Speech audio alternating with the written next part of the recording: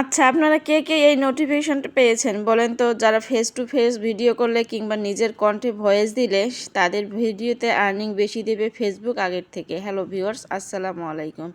এই খবরটা কে কে পেয়েছেন? ফেসবুক আবার নতুন একটা আপডেট দিল। মোটামুটি সবাই পেয়েছে। যারা যারা বড় বড় কন্টেন্ট ক্রিয়েটর তারা তো আগেই পেয়েছে, আর আমাদের মতো ছোট ছোটরা তারা হয়তো বা পেতে একটু লেট হয়ে যাবে, কিন্তু আজ হোক কাল হোক 2 দিন পর হোক অবশ্যই পাবেন। সেই নোটিফিকেশনটা সবারই পেজে দিয়ে দিচ্ছে ফেসবুকে।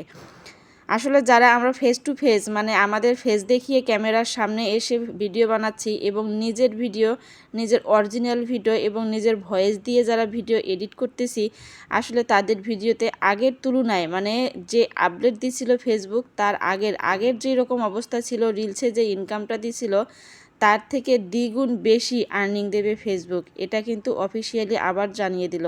আসলে আমাদের জন্য নিত্য নতুন একটা করে প্রত্যেকটা দিন আপডেট দিচ্ছে ফেসবুক। জানি না কতটা কার্যকারিতা হবে।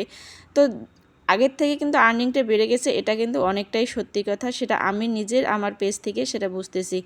আসলে শরীরটা বেশিরভাগ সময় কেন জানি এখন অনেক খারাপ হয়ে যাচ্ছে। মাঝখানে কয়েকদিন অনেক ভালো হলাম, আবার কেন জানি হঠাৎ করে 2 দিন থেকে শরীরটা আবার আগের মতো হয়ে যাচ্ছে। জানি না সুস্থতা কেন জানি মানে 1 সপ্তাহ ধরে কোনো সুস্থ থাকি না। 1 সপ্তাহ ভালো থাকলে আরেক সপ্তাহ দেখা যায় অসুস্থ হয়ে পড়তেছি।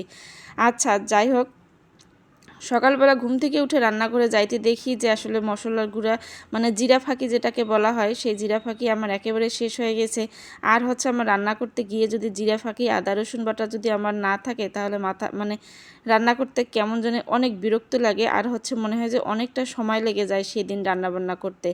আচ্ছা মশলা যেহেতু করা ছিল না, এই কারণে মানে ভেবেছিলাম আজকে হচ্ছে আদা রসুন বাটা আর হচ্ছে জিরা ফাঁকি যেই সবজিগুলোতে মানে যেই তরকারিতে লাগবে না সেইগুলো রান্না করব খুব তাড়াতাড়ি করে।